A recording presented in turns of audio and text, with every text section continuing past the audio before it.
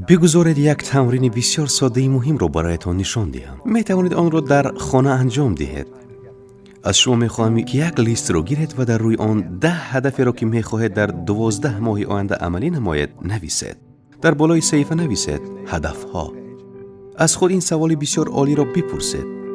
اگر شما می توانستید که یکی از این هدفها را در 24 ساعت آینده انجام دهید، کدام یکی از این هدفها را تأثیر مثبت بیشتری را بر زندگی شما خواهد داشت؟ نویسید.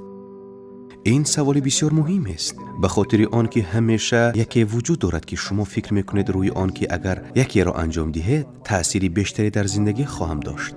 هر چیزی که هست آن را خط بکشید و سپس صحیفه را برگردانید و در بالای صحیفه آن را بنویسید و زمانی به پایان رسیدن آن را حتما مشخص کنید و در تمام موردها در رسیدن به آن هدفی را که دارید نویسید و سپس شروع به عمل کنید.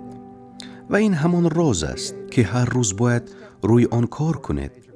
هر روز یکی را انجام دهید که شما را در رسیدن به هدفتان به پیش برد. من به شما قول می دهم که با استفاده از این اصول انتخاب هدفهای مهم زندگی شما، برنامه ریزی کردن آنها و کار کرد برای آنها هر روز زندگیتان را تغییر خواهد داد. آنچنان تغییر می‌دهد که شما حتی فکرش را هم نخواهید کرد. مردم شروع به بهتر شدن می‌کنند. باور کنید. خودی حالا این هدف را پیگیری نمایید.